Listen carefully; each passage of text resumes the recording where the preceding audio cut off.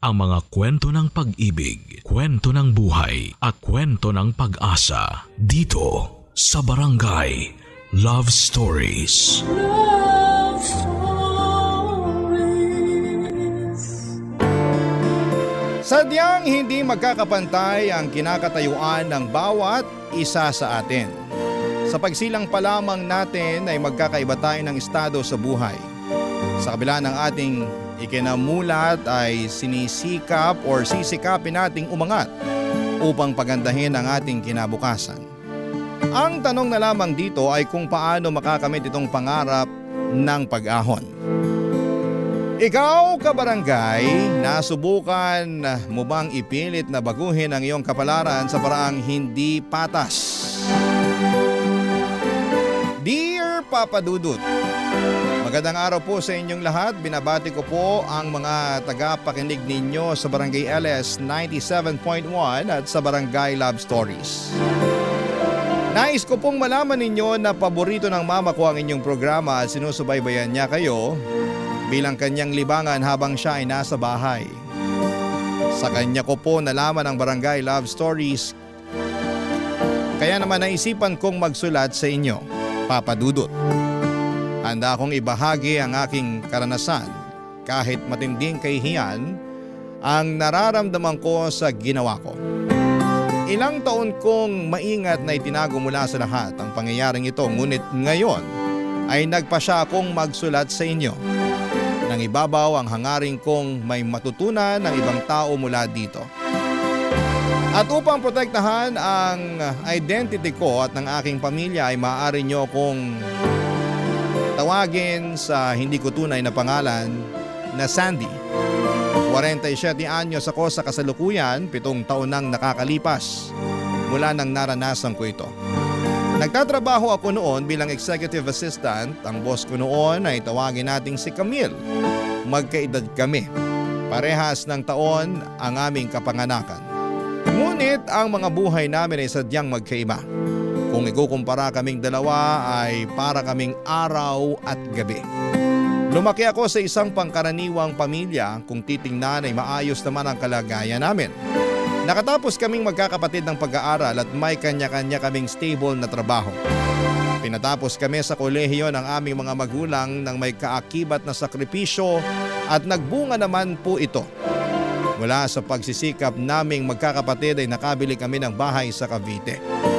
Kaming dalawa ni Mama ay tumutuloy noon sa inuupahan ko sa Malate, Manila na malapit sa opisina ni Camille. Dahil kahit papaano ay nakakaluwag kami pagdating sa pera ay nakakapasyal din ang pamilya namin. Nakakabili ng mga pangangailangan at pati ng ilang luho at paminsan-minsan ay nakakagala pa sa ibang bansa. Ang katunayan naman or katayuan naman ng pamilya ni Camille ay malayo sa buhay namin at pati na rin ng sa karamihan. Si Camille ay pinanganak ng mayaman. May malaking negosyo, ang mga magulang niya na ipinamana sa kanya. Siya ay isang literal na tagapagmana ng isang kumpanya. Tuwing pumapasok siya sa opisina ay matikas ang kanyang postura. Yung kahit sino'y makikita kaagad na boss siya. Lahat ng damit niya ay mamahalin at ang bawat piraso nito ay kapresyo ng ilang araw kong pagtatrabaho. May isip ninyong hindi niya kailanman naranasang gumawa ng gawaing bahay, sumakay ng mga pampublikong transportasyon o masinop na pag-ipunan ang pambili ng anumang gamit sa bahay. Kapag nakakausap ko siya ay nararamdaman kong malayo talaga ang kalagayan naming dalawa. Kahit sa mga simpleng bagay kasi ay hindi maabot ng pangkaraniwang nilalang ang mga nagagawa niya. Kagaya na lamang ng madalas na pamamasyal niya sa abroad.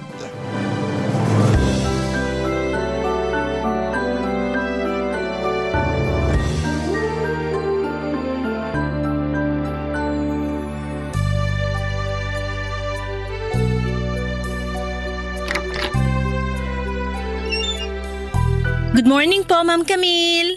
Good morning! Wow, ang ganda naman po ng suot nyo ngayon. Thank you. Bagay itong blazer na kasama yung suot kong dress, no? Opo, mapapalingon yung sino mang makakakita sa inyo. Saan niyo po nabili ang suot nyo? Itong blazer sa London pa galing. Binili ko nung nagbakasyon kami ng buong pamilya doon last year. At ito namang dress, custom-made ng isang kilalang fashion designer sa Los Angeles. Pinasadya ko na to sa kanya habang nandun ako kasi matagal ko nang bet yung mga gawa niya eh. Tignan mo, kita mo rito yung masinop na pagkakatahi niya, oh? Kahit sa maliliit na detalye, pulido yung design. Dekalidad yung pagkakagawa. Oo nga po, parang isang obra maestra yung suot nyo. Siguro, ang mahal din po ng presyo niyan. O siya, simulan na natin yung araw. Pakitignan naman yung schedule ko. May meeting ba ako ngayon? Meron po yung kasama ng Board of Directors. Tungkol po sa monthly agenda. After lunch yun, no? Opo, mamayang 1 p.m. Sige. As usual, pakihanda ng mga dokumento na kailangan para dito. Okay po. Yung minutes of the meeting nung nakaraan, pakiprint muna para matignan ko. Eto po na-print ko na. Nakahanda na po yung lahat para sa'yo. Ah, naiprint mo na pala. Alam mo na yung kailangan gawin, ha? Siyempre, sa tagal ko na dito, gamay na gamay ko na yung trabaho. Eto na po yung printed copy ng minutes. Salamat! Gaano ka na nga ba katagal bilang sekretary ko? 10 years na po. Talaga? 10 years? Mahabang panahon na rin pala. Kaya sanay na ako sa pasikot-sikot ng opisina.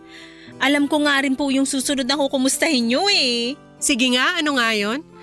Ano kayang itatanong ko? Ano pa ba? Eh di yung tungkol sa mga email, itatanong mo kung may bago. Yun nga yung nasa isip ko. Nakakatuwa naman. May nag-email naman po. Nag-update po yung supplier na approve na nila yung kontrata. Kailangan na lang po ng pirma mo para masimulan na nilang gawin yung order. Okay na sa akin yung terms and conditions nila. Pahingi na lang ng kopya ng kontrata. Pagka-print mo nito, pipirmahan ko na. Pakiabisuhan na lang yung finance department sa approval nito para ma-release na nila yung payment sa supplier. Okay po. Thanks! By the way, naka-vacation leave pala ako ngayong Friday ha. Kaya hindi muna ako available nun. Oh, ngayong Friday? Ngayong Friday. Tinitingnan ko po yung schedule mo eh. Okay, babakante ko po yung oras mo sa Friday. Saan ka po pupunta? Sa Japan lang, balikan din ako ng Monday. Saglit lang po pala yung trip mo, ilang araw lang? Oo, 3 days lang ako dun. Wow, sana all! Ikaw na munang bahala dito habang wala ako. Sure, makakaasa ka sa akin. Kayang-kaya mo kahit mawala ako ng ilang araw. Ilang beses mo nang napatunayan yung sarili mo. Malaki ang tiwala ko sa'yo. Masipag si Camille at seryoso pagdating sa trabaho. Pinagsisikapan niya ang pagpapatakbo at pagpapanatili ng family business nila. Anumang responsibilidad ay ginagawa niya ng masinsinan kaya hanga ako sa kanya. Kaya lang hindi ko pa rin maintindihan na kahit parehas kaming maayos na nagtatrabaho ay si Camille ang tumatanggap ng sobrang salapi. Kumpara sa kinikita niya ay kakarampot lamang ang naiuwi ko. Dahil katiwala niya ako ay nakikita ko kung gaano kalaki ang perang dumadaan sa kanya. Papadudod tuwing nakikita ko si Camille ay parang sinasampal ako ng katotohanan na hindi talaga patas ang buhay. Alam ko yung tungkol sa inuuwian niyang mansyon, ang maraming ari-arian nilang lupain at sasakyan. Pati na rin ang mga magagarbong bakasyon niya. Nabubuhay siya na parang prinsesa na pinagsisilbihan ng maraming tauhan. Nanliliit ako kapag naiisip ko ang mga ito. Hindi ko maiwasan noon na makaramdam ng matinding inggit. Gabi-gabi ay umuwi ako sa payak naming inuupahan. Sa edad ni Mama at pilit pa rin siyang naglilinis kaya maaliwalas naman ang bahay. Ngunit kumpara sa mansyon ni Camille ay parang lungga ng dagang maliit na tirahan namin. Umaasikaso pa rin si Mama ng mga gawaing bahay katulad ng paghahanda na makakain namin. Nakakasama ko siyang kumain ng pananghalian tuwing day off ko. Ang mga saloobin kong hindi ko nasasabi kahit kanino sa opisina ay nagagawa kong ikwento sa kanya.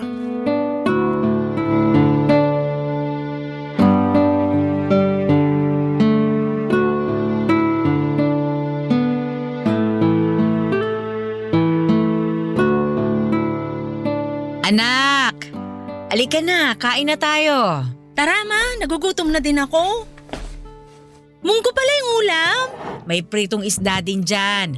Kumuha ka na lang ng sausawan kasi bagay yan sa ulam natin. Kahit wala nang sausawan, okay na ako dyan. Bagong saing din yung kanin. Kain na po tayo. Masarap yung ulam ano? Pwede na. Oh, bakit naman ganyan lang yung sagot mo? Masyado bang maalat yung pagkakatimpla ko?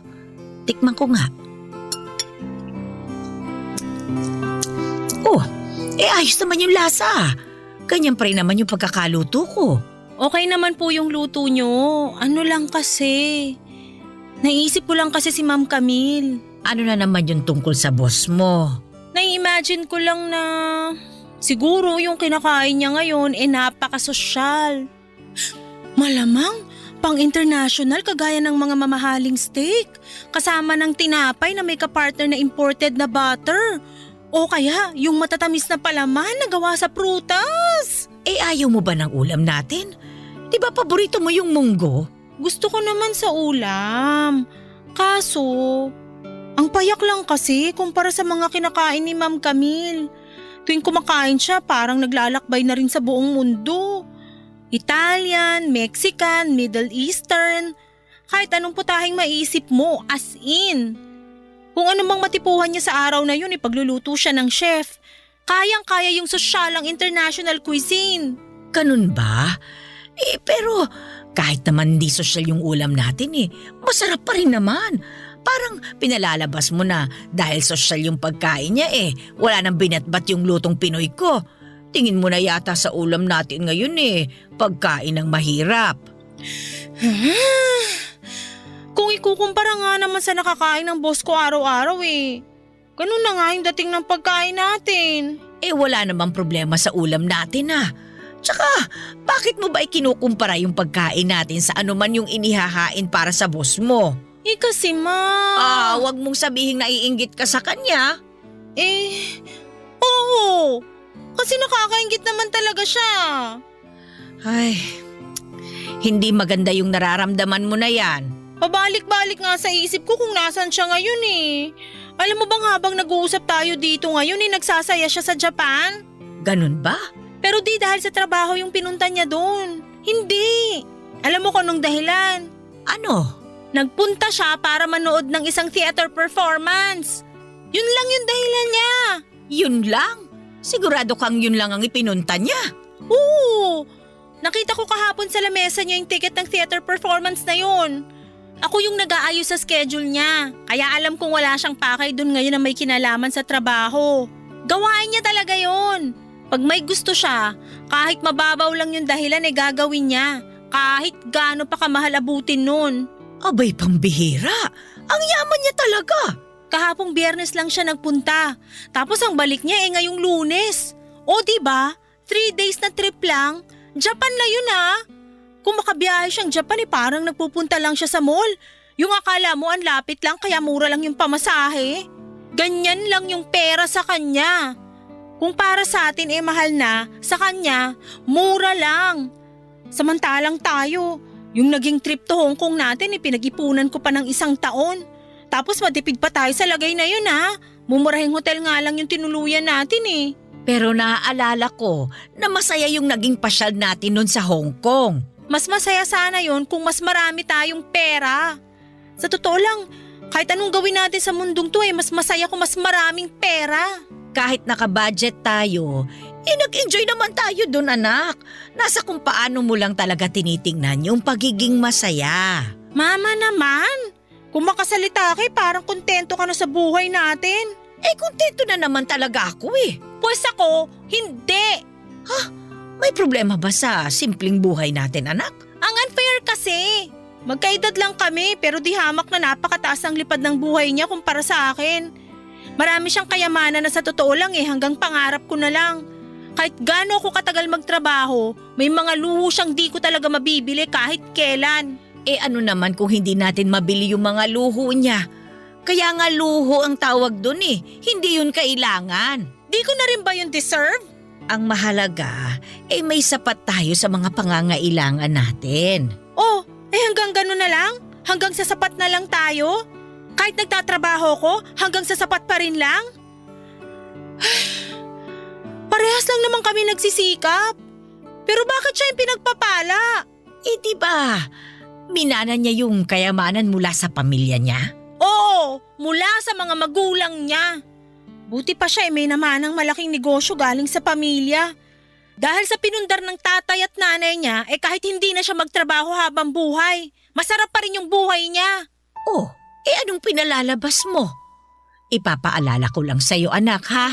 Ginawa namin ng tatay mo ang lahat para magkaroon kayo ng magandang buhay. Ma, ang pinupunto ko lang, kung pwede ko lang piliin yung magiging magulang ko, sana dun na ako sa mayaman na punta. May naman na rin sana akong kayamanan. Kahit sino naman gugustuhin yun. Hindi ko gusto yung pinapahiwatig mo ha.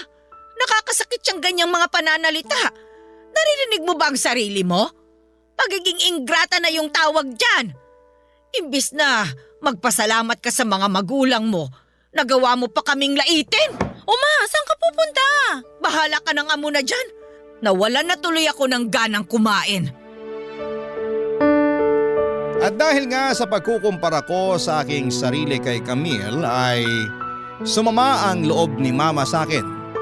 Hindi ko sinasadyang ipamukha sa kanya na minamaliit ko ang mga ginawa nila para sa aming magkakapatid. Noong mga panahong yon ay hindi ko pa napapansin ang epekto ng aking inggit sa mga taong malalapit sa akin. Humingi ako ng tawad kay Mama at hindi na niya dinibdib ang tampo niya. Maaari na sana akong matauhan mula dito sa pinag-awayan namin ni Mama. Ngunit mas nangingibabaw pa rin sa akin ang paghahangad sa kayamanan ni Camille. Dahil kasama ko palagi si Camille ay nakikita ko ang marangyan niyang pamumuhay. Pilit kong itinago ang aking inggit ngunit nananaig pa rin ito sa isipan ko tuwing nakikita ko ang anumang bagong luho na dala niya. Noong nagsimula akong magtrabaho kay Camille ay wala naman akong anumang masamang balak. Nadala na lamang ako ng tuloy-tuloy na pagbubulong ng inggit sa akin na mga paraan upang makalamang ako. Sadyang sa itinagal ko sa trabaho ay nakasanayan ko na ang proseso dito. Nakikita ko na rin noon ang mga butas sa sistema ng opisina. Yung bangkong saan po pwedeng makalusot ang kalokohan. Pumasok sa isipan kong gamitin ito para sa aking pansariling interes. Ipinakita ni Camille ang tiwala niya sa akin at eto'y napakinabangan ko upang manatiling nakalihim mula sa kanya ang isang bagay na sinubukan ko, Papa Dudut. Alam kong kapag nalaman niya ito'y hindi niya magugustuhan. Ngunit tinuloy ko dahil paborito sa akin na mga panahong kailangan ko ito, Papa Dudut. Barangay Love Stories. Barangay Love Stories. At dahil nga si Camille ang boss ng buong kumpanya ay makapangyarihan ng anumang nagmumula sa kanya na salita, pasya o papeles. Napansin ko na anumang dokumentong nagmumula sa kanya ay hindi kine-question ng ibang mga departamento kaya agad itong naasikaso. Papa Dudut, pumasok sa isipan ko na magagamit ko itong kalakaran para sa sarili kong pakinabang. Naisipan kong gamitin ang kanyang pirma upang magpanggap na ako'y siya. Sinadya kong aralin ang kanyang pirma hanggang sa nakuha ng kamay ko ang itsura nito. Pagkatapos ay nagkaroon ng isang dokumentong pinansyal na nangangailangan ng pirma ni Camille at sinubukan ko dito ang bersyon kong huwad. Nang ipinasa ko ito sa ibang departamento ay walang sinumang nagtanong tungkol dito o kaya'y umalma man lamang. Nagpatuloy itong transaksyon nang walang naging aberya. Umayon sa inaasahan ko ang nangyari. At dahil nga matagumpay na naaprobahan ng isang dokumento ay lumakas ang loob kong magpaaproba ng sumunod pang mga papeles na remedyohan ko lang. Nang nakakupit ako ng halaga dito ay nakaramdam ako ng uhaw para sa higit pa. Ito pala ang tipo ng uhaw na hindi mapapawi kahit gaano pa karami ang mali ko. Hindi ko na idedetalye pa ang aking mga ginawa.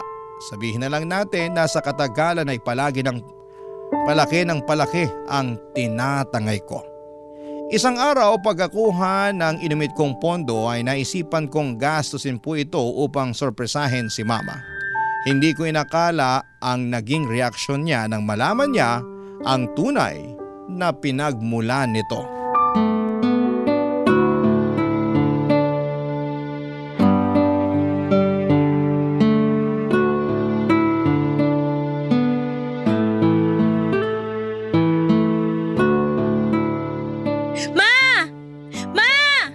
Oh, bakit? Lika, tingnan mo po yung inuwi ko. Papunta na ako riyan. Oh, ano bang ipapakita mo? May binili ako. Eto. Tiyanan! Aba, ang laki naman yan. Ano naman ito? Aba, Meron na tayong bagong TV! wow! Mula ngayon, makakapanood ka na ng mga palabas sa malaking screen. Abay, ganito na pala ang usong TV ngayon. Napakanipis naman ito. Oo! Napag-iwanan na kasi tayo ng panahon sa lumang TV natin. Mula ngayon, naka-smart TV na tayo. Sobrang laki pala nito. Nako, kailangan yata natin bumili ng bagong patungan para dito.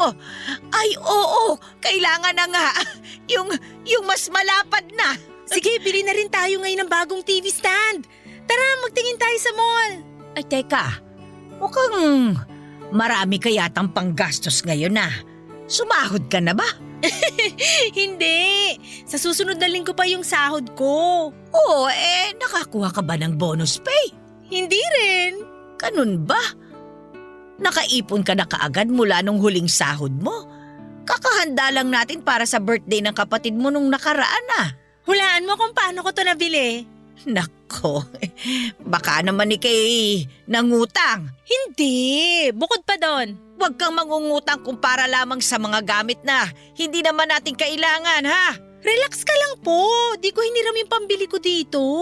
Ayoko mamroblema ka sa ipambabayad mo sa utang. Tandaan mo, mahirap yon kapag nabaon ka. Opo, ma. Mabalik nga tayo. Mukhang mahal pa itong TV na ito, ha? Sosyalin. Saan ba nanggaling yung perang pinambili mo nito? Gusto mo bang malaman? Abay, kaya nga ako nagtatanong eh. Talaga? Oo nga! Ano nga ba? Lalo tuloy ako nasasabik na malaman eh. Sasabihin ko sa'yo, pero sa ating dalawa lang to, ha? Oy, sige. Hindi ko ipagsasabi. Sabihin mo na, anak. Ganito kasi yun. May nadiskubre akong teknik sa office. Ano namang teknik ang sinasabi mo? Lahat kasi ng malalaking desisyon sa kumpanya dumadaan sa boss ko. Kasama na dun yung mga desisyong pinansyal sa office. Sa kanya dumidirekta kung saan ilalaan yung pondo ng business. Bale hawak niya yung pagdaloy ng pera nito. Dahil boss siya, kahit anong desisyon niya susundin ng kumpanya. Oh, tapos? Dahil nga boss siya, umuusad yung buong kumpanya para umayon sa desisyon niya. Paano naman ngayon malalaman ng kumpanya na galing sa kanya yung utos? Di kung meron itong pirma niya, yung pirma niya ang nagsisilbing pruweba na anumang ipapagawa niya nagmumula sa kanya. Pero, alam mo, yung pirma niya ang dali lang palang gayahin. Nadiskubre ko na kaya ko na mag-imbento ng transaksyon at maaaprubahan to. Basta't gayang-gaya ko yung pirma niya. Gamit lang yung pirma niya, napapalabas ko na desisyon to ng boss ko. Kahit ako pala may pakana. Pag naaprubahan na yung gawa-gawa kong kontrata, syempre, maglalabas na yung kumpanya ng pera. Tapos, pag nandyan na yung pondo, madali na lang ilipat yung pera papunta sa bank account ko. Bagang langit! Easy lang yung teknik na to. Alam mo ba, ma? Marami na ako natatabing pera. Kaya mabibili ko na yung anumang gamit na gusto natin. Ano ka ba naman, Sandy? Hindi man lang ba pumasok sa isip mo na mali yung ginagawa mo? Kung makasalita ka, parang masaya ka pa. Huwag kang mag-alala. Ilang beses ko na tong nagawa. Wala naman nangyayari sa akin. Hindi mo alam yan.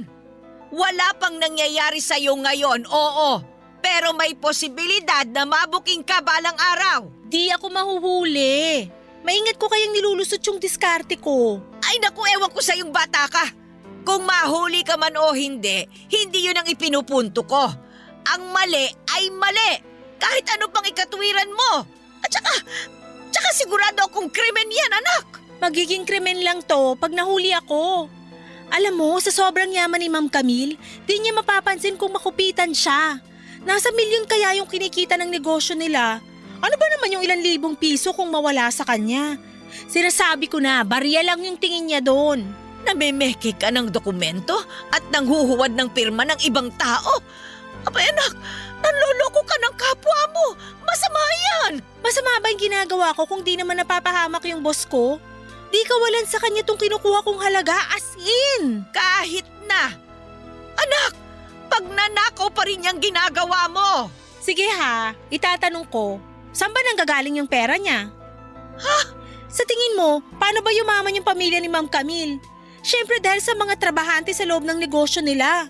Lumaki sila ng ganyan dahil sa sipag at tiyaga ng mga empleyado. Diba? Nakikinabang lang sila sa pinagpagura ng ibang tao. Pamilya lang nila yung pinapayaman ng mga taong kagaya ko. Samantalang tayong mga di pinalad na maging kasing yaman nila ay walang choice kundi magtrabaho na lang. Kailangan pa kasi ng pera para lang mabuhay eh. Kahit halos sa bulsa lang nila napupunta yung halos lahat ng pinaghihirapan ko. Hindi ako sang-ayon sa pananaw mong yan. Kung sa palagay mong mali yung boss mo na masyado niya kayong pinakikinabangan, nasa kanya na yon. Hindi ibig sabihin gagantihan mo rin siya ng mali. At saka, sinasahuran ka naman niya sa tinatrabaho mo, anak. Kulang na kulang yung binabayad sa akin. Yung renta pa lang ng bahay ay malaki na yung kinukuha mula sa sahod ko. Kumpara naman sa kanila na halos malunod na sa pera sa sobrang yaman. Ano, dun lang mapupunta yung effort ko para sa pagpapakasasa nila? Ngayon, kinukuha ko lang yung halaga na dapat ay sa akin talaga. Hindi ka naman niya ninanakawan. Malinaw yung pinagkasunduan yung sahod mo bago ka na masukan sa kanya. Eh maliit nga kumpara sa kinikita niya. Siya lang ba yung may karapatang yumaman? Siyempre hindi. Hindi ka naman niya pinipigilang magpayaman sa sarili mong pagkukusa. Pwede kang kumita ng pera sa ibang paraan, anak. Huwag lang sa paraang tuso.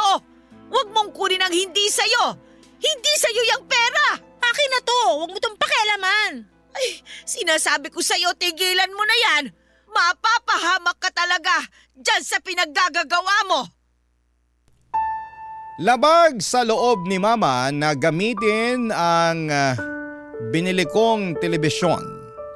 Pinanindigan niyang hindi niya tatangkilikin ang isang bagay na mula sa ninakaw na pera. Ang nangyari ay nanatili na lamang ito sa loob ng kahon na bagong-bago pa. Hindi ko na rin po ito ginamit upang maiwasan ang pagtatalo naming mag-ina. Mula nang pinagsabihan niya ako ay wala na akong ibinalita sa kanya tungkol sa kinikita ko sa maruming paraan. Ngunit pinagpatuloy ko pa rin po ito. Nanatiling normal ang kalakaran sa opisina, wala ni isang taong nakakaalam sa ginagawa ko, lalo na si Camille. Katulad lamang noong hindi pa ako nangungupit ay magarbo pa rin ang kanyang pamumuhay. Hindi man lang nakaapekto sa kanyang karangyaan ang pagbabawas ko ng kayamanan niya. Ipinatili ko sa aking isipan na walang mali sa ginagawa ko dahil hindi naapektuhan ang pamumuhay niya. Tinandaan ko na malalim naman ang balon ng kayamanan ni Camille, kaya anumang pagtatapik ng konsensya ko sa akin noon ay napapatahimik ko. Papadudot habang tumatagal ay dumadali pa rin sa akin ang pangungupit ko. Lumakas lalo ang aking loob at napadalas pa ang pagkuha ko ng perang hindi naman para sa akin. Nang sinilip ko kung magkano na ang kinulimbat ko, umabot na pala ito ng 7 digits. Sapat na itong halaga upang makabili ako ng bagong bahay. Dito'y pinigilan ko na sana ang sarili kong magnakaw pa. Ngunit para kong sinapian ng pagkauhaw nang lalo ko pang mabibili ang mga kagustuhan ko. Anumang balak ko'y tigilan ito ay kusang lumalaho. Mas nanaig ang pagiging ganid ko para sa walang katapusang pagiging matakaw sa pera.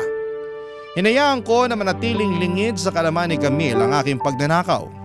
Sa isip ko nooy, kahit gaano ko kadalas na makita ang kanyang luho ay kampante ako basta't napagpapatuloy ko ang pagkuha sa kayamanan niya. Na isang tabi ko itong gawain isang araw nang may nangyari sa pamilya ko. Sa tagal kong nakasama si Camille ay akala ko'y lubos ko nang kilala ang kanyang pag-uugali. Meron pa pala akong madidiskubre tungkol sa kanya, Papa Dudut.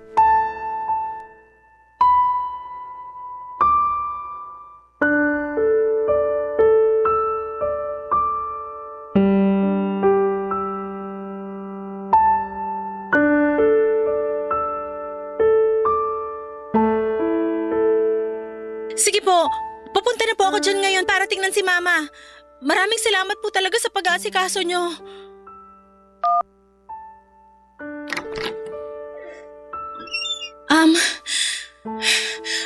Ma'am Camille, Ano yan? pwede po ba akong mag-leave ngayong araw?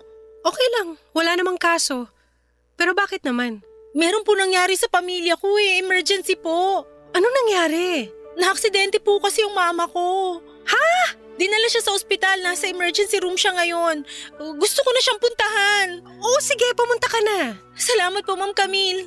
Paano mo nabalitaan yung tungkol sa mama mo? Sino nagsabi sa'yo? Yung kapitbahay po namin, nakita na lang po nila na nakabulagta si Mama sa kalsada.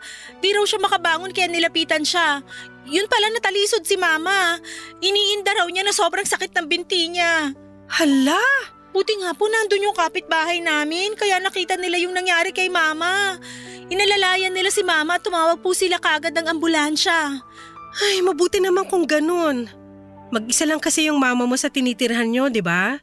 Buti may nakapansin sa kanya kaagad kaya siya naasikaso. Yun nga po, mukhang malala pa naman yung nangyari kay Mama.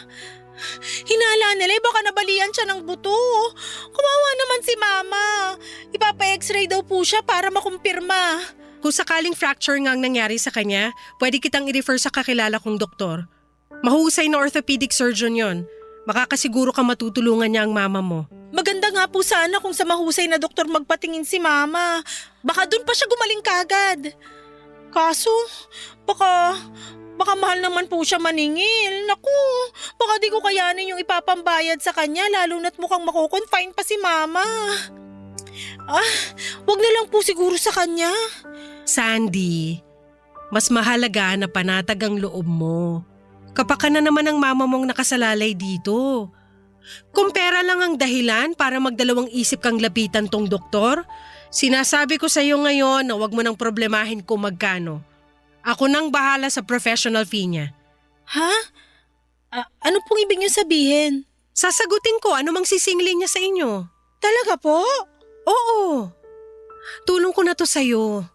Mahalaga kasing maagapan yung mama mo sa paraang makakabuti talaga sa kanya. Naku, maraming salamat po talaga sa concern niyo kay Mama. Wala yun. Naiintindihan ko namang nakaka-stress ang sitwasyon niyo ngayon. Gusto ko makatulong sa inyo kung kaya ko naman. Tsaka maliit na bagay lang talaga tong tulong ko sa'yo. Sa totoo lang, tumatanaw din kasi ako ng utang na loob sa'yo, Sandy. Ha? Ba't naman po? Napag-iisipan ko lang yung nangyayari sa kumpanya. Sa 10 taon mo rito, nakikita kong malaki ang naging improvement nito. Sigurado kong napansin mo rin na lalong lumalago ang negosyo. Hindi maaabot ng kumpanya ang achievements ng hindi dahil sa inyong mga bumubuo nito. Siyempre, kasama na dito yung kontribusyon mo. Ano? Hindi ko po akalain na malaki yung nagagawa ko para sa negosyo nyo. Tingin ko dahil po talaga sa effort nyo yun. Walang katulad yung disiplina mo sa sarili. Saka mahusay ka po talagang magpatakbo ng business. Aanin ko naman ang husay ko kung nag-iisa lang ako. Hindi aabot sa ganitong level ng pagiging successful ang negosyo kung hindi dahil sa mga taong kagaya mo. Malaki ang utang na loob ko sa inyong tumutulong para umangat ang business at lalo na sa'yo. Maliit lang naman po yung naaambag ko. Naku, huwag mong maliitin yan.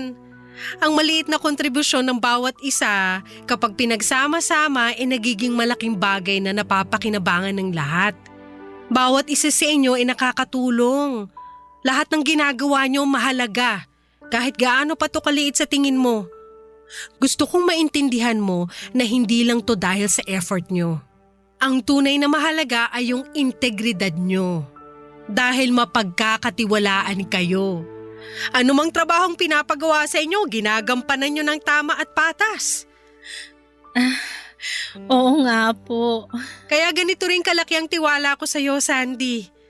At ngayong nangangailangan ka, hindi ako mag-aatubiling tulungan ka sa anumang makakaya ko, kahit sa simpleng paraan lang. Hindi kita pababayaan. O siya, puntahan mo na ang mama mo. Hinihintay ka na niya. Kailangan ka niya ngayon. Sa totoo lang ay mataas ang respeto ko kay Camille kahit noon pa. Totoong madiskarte siya at matalas ang isipan pagdating sa mapagkakakitaan. Isama na rito ang tiyaga, disiplina at determinasyon nilang magpamilya kaya natamo nila ang pagyaman. Ang negosyo nila ay napakaganda ang naging dulot nito sa buhay nila. Hindi lamang sa kanilang sarili kundi pati na rin sa daang-daang empleyado nila at kani-kanilang mga pamilya, kabilang na nga po ako. Hindi ko lamang akalain na sa oras ng pagsubok ko ay hihigitan ni Camille ang pagpapaganda ng kumpanya nila sa buhay ko. Inabutan niya ako ng tulong ng kusang loob at bukal sa kanyang puso.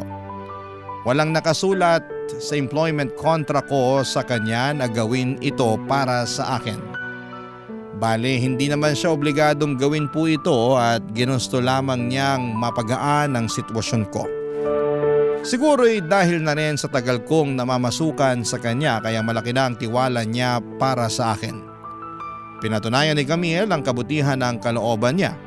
Habang ako na may sinamantala ang kanyang kumpiyansa sa akin, papadudot dito ko na kwenestyon kung tama ang nararamdaman kong inggit at kung nararapat yung ginagawa ko noon sa kanya. Papadudot.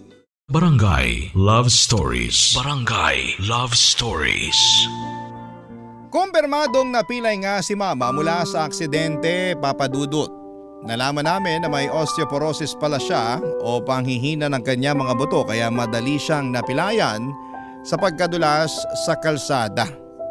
Nasa 68 years old na siya noon at kalimitan daw na nanghihina ang buto ng katawan kapag nagkakaedad na. Sa kaso ni Mama ay nabali ang kanyang buto sa ibabang bahagi ng binti. Napakasakit raw nito at tuwing gagalawin niya mula sa kanyang pwesto ay kinakailangan siyang buhatin ng napakaingat. Nakalatag na lamang muna siya sa kama bilang bedridden na pasyente. Kahit ang pagbabanyo o ang pagtugon sa tawag ng kalikasan ay hindi niya magawa nang walang gumagabay sa kanya. Awang-awa ako kay Mama noon. Nanatili ng ilang araw si Mama sa ospital at sinamahan ko siya doon. Mabuti naman at pinayagan ako ni Camille na pansamantalang gawin ang trabaho ko online habang nasa ospital ako.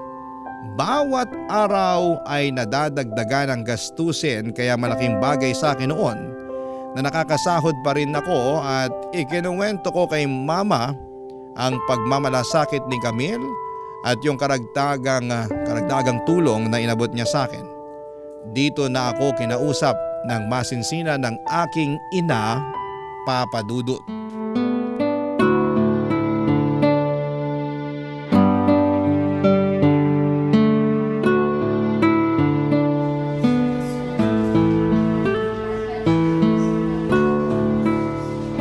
Komportable ka na po sa higa mo, Ma? Oo. Anong oras na pala? Gumagabi na. Matulog ka na. Pag may kailangan ka, sabihin mo lang ha. Katabi mo lang ako dito sa mahabang sopa. Huwag ka mahiyang tapikin ako kung may gusto ka ha. Pag nakatulog na ako mamaya, gisingin mo lang ako. Sige. Humiga ka na rin. Sabay na tayo matulog, anak. Mauna ka na muna. Tapusin ko lang yung ginagawa ko sa laptop. Mabuti, ayos lang sa boss mo na magtrabaho ka habang wala ka sa opisina. Buong araw nandito ka lang sa ospital. Oo, kaya ko namang gawin yung halos lahat ng trabaho kahit saan. Basta nakakapag-online ako. Ganun ba? Iba na talaga ang panahon ngayon, ano? Alam mo anak, masaya ako ngayon na kasama kita. Siyempre, di kita papabayaan. Kahit ilang araw ka pang kailangang manatili dito sa ospital, sasamahan kita. Malaking bagay sa akin yung pinayagan ka na ng boss mo na makapagtrabaho sa ganitong paraan. Naiintindihan niya na para masabahan mo ko. May malasakit siya sa'yo. Maganda ang kalooban niya, anak. Opo, totoo po yan. Malaking tulong yung ibinibigay niya para mabayaran yung bahagi ng gastusin natin dito. Kusang loob niyang ginagawa yon para sa iyo, anak. Kahit yung doktor natin ngayon pinakilala niya sa iyo para siguradong maayos yung pag-aasikaso sa akin. Kaya nga. Pwede mo ba akong tapatin, anak? Ano po yun? Yung binanggit mo dati na ninanakawan mo ng pera yung boss mo. Ginagawa mo pa rin ba yun, anak? Ay, nakikita ko yung sagot sa mukha mo. Ginagawa mo pa rin pala. Ma, malaki na yung natabi kong pera mula dun. Ay, Gamit yun, mababayaran ko yung buong bill natin dito sa ospital. sa tingin mo ba tama yung ginagawa mo sa kanya pagkatapos kanyang pagkatiwalaan? Alam kong alam mo kung ano ang nararapat. Ma, bakit? Anong bakit, anak? Bakit mali yung ginagawa ko? Maliban sa ninanakawan mo siya. Oo. Yun ay dahil sa ang ikinikilos mo nagmumula sa inggit. Lagi mong ikinukumpara ang sarili mo sa kanya. Pero mahalagang maintindihan mo na magkakaiba ang buhay nating lahat. Palaging magkakaroon ng tao na may mas higit kumpara sa atin. Palagi rin namang magkakaroon ng taong mas kapos kaysa sa atin sa anumang katangian. Ganun talaga ang buhay, anak. Pero gusto ko ring yumaman. Walang masama sa hangarin mo. Malaya kang magpayaman. Ang sakin lang, maging masaya ka pa rin sa kinatatayuan mo ngayon. Marami tayong pwedeng pasalamatan sa payak na buhay natin basta't tatandaan mo lamang ang mga ito. Ba't di hamak na mas mayaman yung pamilya nila kumpara sa atin? Mukhang mahusay silang humawak ng pera. Baka malaki ang naiaambag ng industriya nila para sa lipunan. Sa kaugalian din siguro nilang magpapamilya. Maraming po pwedeng maging dahilan, anak. Kung magkaiba man kayo ng boss mo, naiisip mo pa rin bang mas nakakahigit siya kaysa sa'yo? Opo. Kahit mayaman sila, hindi naman ibig sabihin nun puro sarap na lamang ang buhay nila. Siyempre may mga problema din ang mga yun. Yun bang tipong mga pangmayaman ding problema? Di ko ma-imagine kasi di naman ako mayaman. Yun na nga. At hindi natin problema yung mga pinoproblema nila.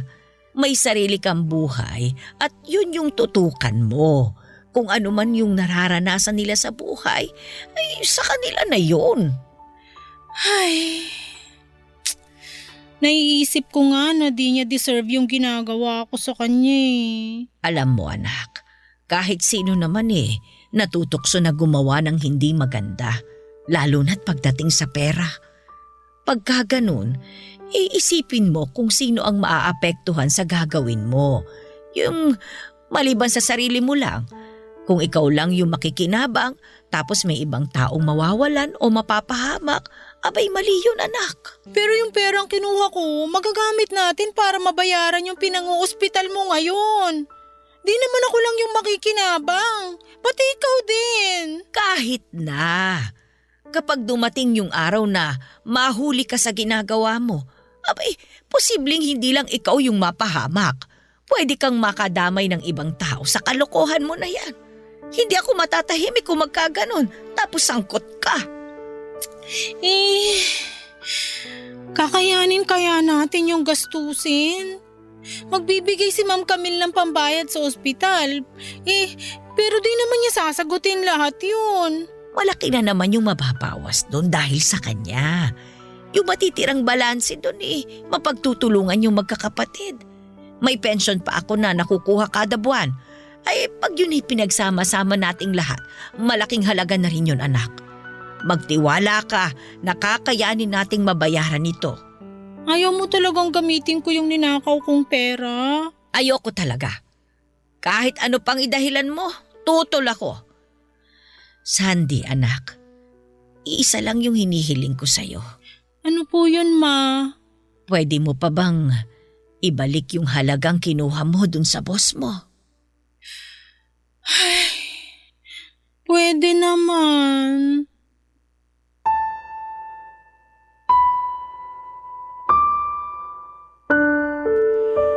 Tinupad ni Camille ang kanyang sinabi at binayaran niya ang nirekomenda niyang doktor para kay mama. Sinagot din niya pati ang malaking porsyento ng naging bill namin sa ospital. Tuwing naaalala ko ito ay hindi ko may paliwanag ang nararamdaman ko na magkahalong utang na loob at pagpapakumbaba. Naantig ang puso ko sa kabutihang ipinakita niya sa aming mag-ina. Ito yung tipong hindi ko makakalimutan sa panghabang buhay. Kaya hindi nakapagtataka na mula noon ay nakonsensya ko sa ginawa ko sa kanya.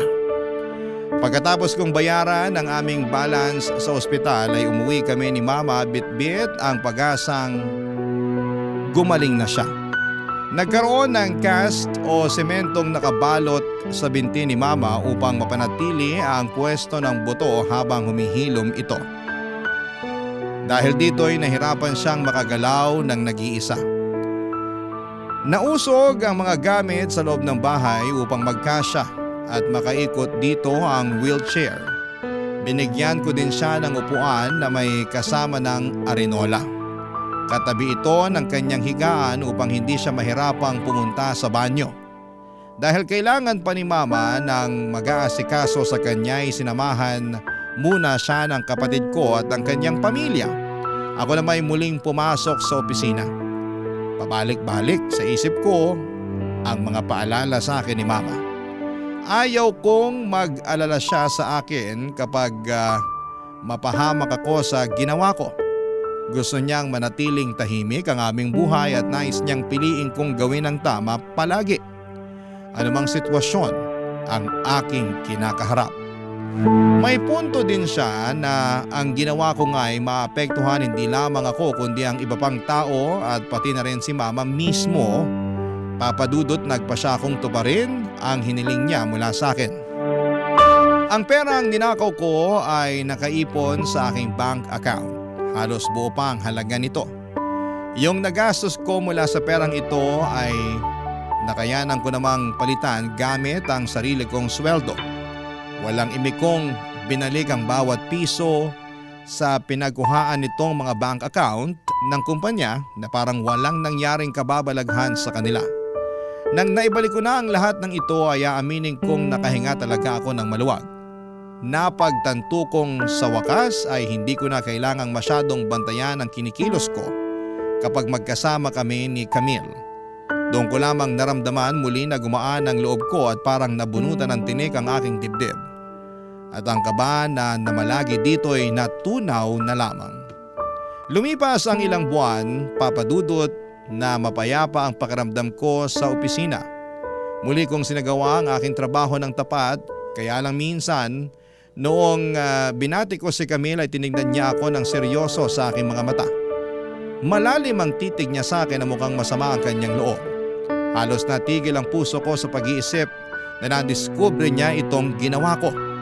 Itinapon ko na noon ang dokumentong may huwad na pirma ni Camille ngunit nagduda ako na baka may naiwan pa dito.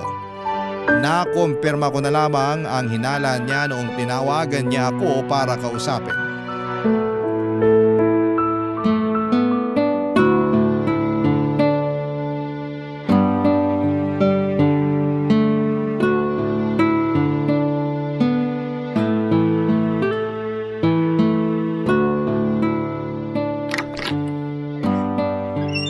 Good morning, Ma'am Camille.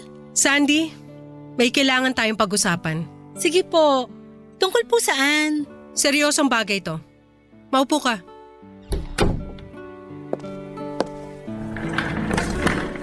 Ano pong pag-uusapan natin, Ma'am? Tingnan mo tong dokumento. Ano po yan? Pamilyar ba to sa'yo? Kilala mo ba yung korporasyon na yan? Ma'am, Kasi ako hindi ko sila kilala eh. Ayon sa dokumentong to, ito yung pinagkasunduan namin. Kapalit ng serbisyo nila, pinayagan ko raw na bayaran sila ng kumpanya ko ng ganyang halaga. Yan, nandyan. Tingnan mo kung magkano. Kaya lang, paano ako magkakaroon ng kasunduan sa isang kumpanya nang hindi ko alam? Baka sakali lang nakilala mo sila. Baka lang naman. Hindi mo ba sila kilala? Ha? Paano yun, Sandy? May multo ba rito sa opisina? Tsaka ang husay ng multo, ah. Ginawan ako ng kontrata nang wala akong kamalay-malay. Tingnan mo, nakapangalan pa sa akin. Wow! Alam pa ng multo yung full name ko. At aba, ang ganda rin ng pagkakagawa ng pirma ko rito, ah. Yun oh, perfect yung itsura. Di na-aprobahan to.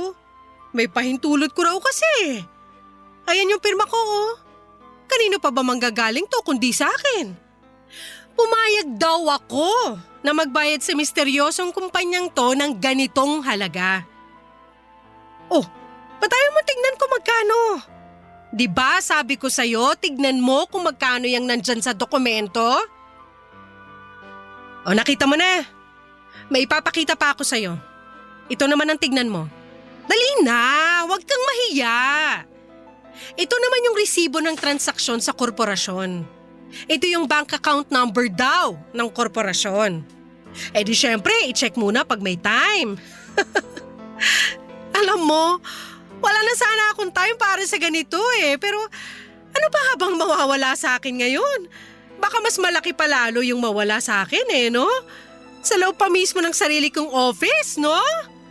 Ano pa kayang kababalagan ang magaganap kung hindi ko to naimbestigahan?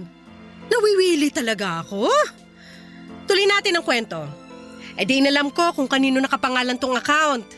Hala! Alam mo na siguro yung nadiskubre ko. Kanino nakapangalan ng account? Walang iba kundi yung nakaupo ngayon sa harap ko. Sa'yo pala yung account. Ano kasi? Anong ano kasi? Huwag mo sasabihin kapangalan mo lang to ha. Wala ako sa mood makipag-joke time. Pagbigyan niyo naman po ako. Ano pa bang palusot mo? Ito na yung prueba oh. Na-make ka ng mga dokumento para makahuthot ka ng pera mula sa kumpanya. Kuhang-kuha mo pati yung itsura ng pirma ko. Bilib talaga ako sa'yo. Ma'am, ang gusto ko lang sana… Ang galing mo rin eh, no? 2 taon mo na pala tong ginagawa. Hindi mo sinasabing may talento ka pala sa pag-arte? Napakahusay mong gumanap na isa kang inosenteng trabahante na nangangarap maitaguyod ang pamilya. Palangiti ka pa tuwing pumapasok ako sa office? Yung pala habang hindi ako nakabantay sa'yo, ino-onsi mo na pala ako? Napaka-plastic mo! Ay, naluluha ka ba? Bakit naman? Nandito na tayo sa exciting part. Talentado ka nga lang ba? O sadyang may lahi kang kawatan? Sa kabila ng pagtitiwala ko sa'yo, pinagmukha mo akong bobo? Bobo ba ako sa paningin mo, Sandy, ha? Bobo ba ako? Ma'am Camille, please. Siguro kung isang beses mo lang ginawa, baka lumusot ka pa eh. Kaso kinain ka na ng pagkagahaman mo. Kaya tinuloy-tuloy mo. Ginawa mong hobby. Ano masaya ka naman, Sandy? May bagong hobby ka na? Ang dami mo pang pera? Ito naman yung dokumento ng financial transactions ng kumpanya last year. Para lang mag-gets mo kaagad. Yung mga dilaw na highlight dito ay yung mga transaksyon na may account number mo. Wow naman, ang dami naka-highlight sa page na to. Puro sa account mo ipinadala yung mga nandito. Ha! Tiba-tiba ka na pala. Hindi lang yun yung page na naninilaw sa highlight eh. Naninilaw din yung paningin ko sa'yo, Sandy! Magkano na kayang kinita mo sa modus mo? Tara, bilangin natin. May 20 mil dito, may 40 mil naman dito. Uy, ayos to. May 100,000 piso pa. Instant panalo. Kahit ako nasisilaw sa dami ng nadekwat, naka-highlight dito. Nabilang mo ba kung nakamagkano ka na? Hindi ko po nabilang. Di bale, binilang ko na para sa'yo. Akalain mo nung sinuma total ko ay umabot na pala tayo sa 1,000,000? Ma'am Camille, sorry po talaga. Sorry saan? Na nahuli ka? Hindi. Sorry po sa ginawa ko. Talaga lang ah. Maniwala ka po. Pinagsisisihan ko na po yung ginawa ko. Hawak ko na yung ebidensyang kailangan ko para masampahan ka ng kaso. Tambak na tambak yung pruweba laban sa'yo. Makukulong ka talaga. Patawarin mo ko. Parang awa mo na, ma'am, please. Ayokong makulong. Masisira yung kinabukasan ko. Ganun ba? Sana naisip mo yan bago mo pa ginawa to lahat. Hindi ko alam yung pumasok sa isip ko noon. Natukso lang po ako. Pero ngayon alam ko na. Hindi ko dapat ginawa yun. Nasilaw ako sa pera pero di ako dapat nagpasilaw. Mali yung ginawa ko. Maling-mali. Please. Ayokong makulong. Ayoko. Sorry po talaga. Maawa ka naman sa akin. Tigilan mo nga yung pag-iinarte mo. Hindi tatalag sa akin yung pagpapaawa mo. Pag tinitingnan kita ngayon, alam mo, nandidiri ako sa'yo. Pangako ko talaga sa'yo, hindi ko na uulitin to. Bigyan mo po ako ng isang pagkakataon, please. Please! Papatunayan ko na sa'yo na mapapagkatiwalaan mo talaga ako. Tingin mo pagkakatiwalaan pa kita pagkatapos nito? Ilusyonada ka rin, no? Nagsisisi na talaga ako. Pero, kung sa bagay, Bakit? Anong ibig niyo sabihin? meron lang akong tanong na gusto kong sagutin mo. Ano po yun? Nagtataka lang ako eh. Ito yung mga transaksyon ng account number mo 4 months ago. Ayon dito, puro papasok ng kumpanya yung pera. Opo. Tapos ang suma total din nito ay yung perang ninakaw mo. Opo. Anong ibig sabihin nito? Paki-explain nga. Binalik ko yung pera. Lahat po yun. Binalik mo? Bakit? Mula po kasi nung nanguha ako ng pera, hindi ako tinigilan ng konsensya ko. Patuloy akong dinadalaw ng takot na baka mapahamak ako dito. Isang araw natauhan na lang ako na di ko dapat to ginawa, lalo na sa inyo, na walang ginagawang masama sa akin. Wala talaga akong ginagawa sa'yo. Hindi kita kailanman niloko o inisahan. Gusto ko bawiin yung pagkakamali ko. Kaya binalik ko lahat ng kinuha ko. Gusto ko na lang maibaon sa limot tong lahat ng ginawa ko at makapagpatuloy na wala akong dinadalang bigat sa loob. Nawala nga yung ibang ebidensya laban sa'yo. Marunong rin palang maging multo yung mga papeles. Malamang na-dispatcha mo na yon. Kaso, may naiwan palang isang peking kontrata. Kaya pinilit mo mang itago yung kasalanan mo, nabisto ka pa rin. Eksakto yung halagang binalik mo. Walang kulang ni 1 sentimo. Kaya lang may mga pagkakamali na hindi na may babalik sa dati. Sa huli, nagnakaw ka pa rin. Hiyang-hiya po ako sa ginawa ko. Di mo na may babalik ang tiwala ko sa'yo. Sandy, ngayon mo lang ito maririnig mula sa akin. Wala ka kasing alam o wala kang pakialam man lang sa pinagdadaanan ko. Parati mo lang nakikita yung kung gaano ko kayaman.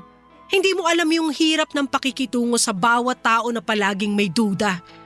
Yung kinakailangan ko mag-ingat ng sobra-sobra sa bawat galaw ko dahil halos lahat sila ay may pakay sa akin.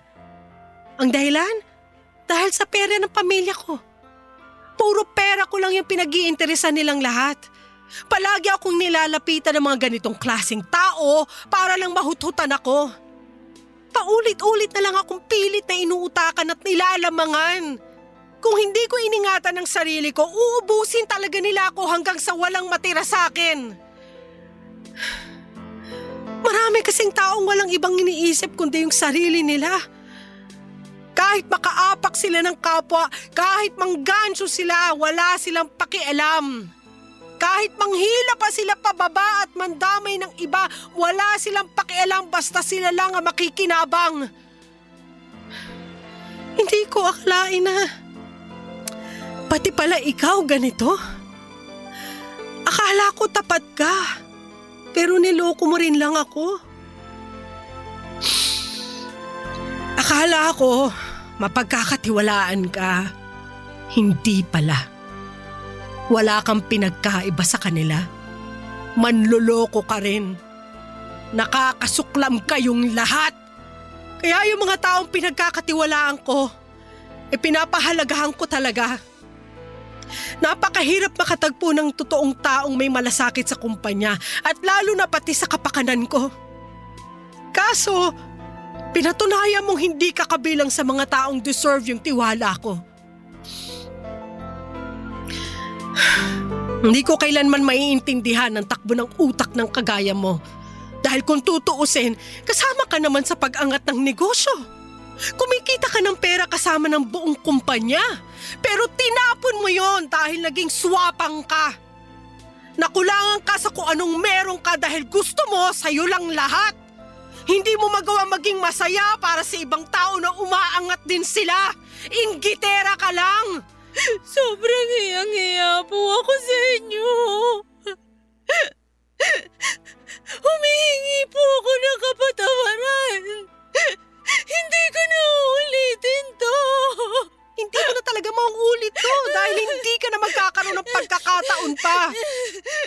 Tapos na ang anumang ugnayan mo sa kumpanyang to.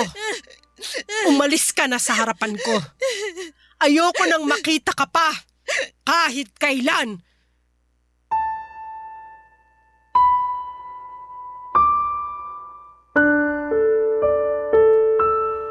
Yung araw na tinapatan ako ni Camille ay ang naging huling punta ko sa kanyang opisina.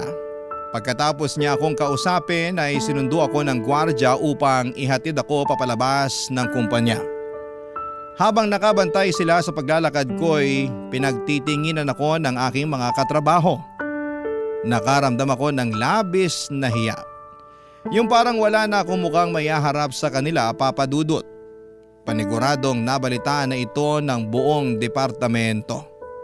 Bantay sarado ako ng mga gwardya na para bang ang mismong presensya ko sa loob ng gusali ay hindi na pinagkakatiwalaan pa. Dito ko nararamdaman ang pagturing sa isang kriminal.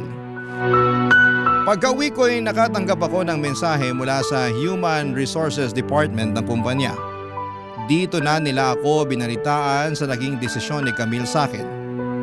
Ayon kay Camille ay tuluyan na akong blacklisted sa kumpanya at bawal na akong muling makapagtrabaho doon. Ngunit ang sumunod niyang sinabi ay kinagulat ko. Nagpasya siyang hindi na niya ako sasampahan ng kaso. Ibig sabihin ay hindi niya ako ipapakulong. Ramdam kong dahil ito sa pagbalik ko ng perang ninakaw ko. Kung hindi ko ito binalik ay siguradong natuloy ako sa bilangguan. Dahil nawala na ako ng trabahong pinapasukan ay tuluyang kaming umuwi ni Mama sa Cavite. Ako na ang lubos na umasikaso sa aking ina at malaki ang pasasalamat kong malaya ako mula sa rehas. Dahil nagawa kong samahan si Mama upang tuluyan siyang gumaling. Nakabuti hindi lamang sa akin kundi pati na rin kay Mama na minulad niya ako sa tamang gawain. Nailayo ako mula sa landas ng kapahamakan. Hindi ko pa rin masagot ang tanong kung bakit hindi patas ang buhay, ngunit hindi ito dahilan upang pairalin ang panlalamang ng iba. Sa kasalukuyan, Papa Dudut, ay muli nang nakakalakad si Mama. Ako namay tumuloy na sa pagninegosyo ng buy and sell ng mga damit. Dahil na rin po ito ng matinding hiya ko sa sarili ko, kaya hindi ko magawang bumalik sa corporate world. Kahit sakto lamang ang kinikita dito ay natuto akong magpasalamat sa kung ano ang meron ako. Naging malaking aral sa akin ang pagiging tapat sa kapwa upang ako'y pagkatiwalaan din. Bagay na mahalaga hindi lamang sa negosyo, kundi pati na rin sa buhay. Kahit nagkamali ako minsan, ay ipinagmamalaki pa rin ako ni Mama dahil sa huli ay ginawa ko naman ang tama. Maraming salamat po, Papa Dudut, kung mapili po ninyong i-ere ang Barangay Love Stories ng aking kwento. Kahit nakakahiya, ang ginawa ko'y alam kong mas makakabuti na maisa publiko ito upang kapulutan ito ng aral. Sana po'y manatiling may respeto ang mga mag-iiwan ng comment tungkol dito dahil sensitibo ang nangyaring ito para sa akin. Panalangin ko ang katapatan sa diwa ng bawat isa para sa kapayapaan nating lahat. Ang inyong kapuso at kabarangay forever, Sandy. Ano ang masasabi mo sa ating Barangay Love Stories today? Aabangan namin yan sa aming comment section.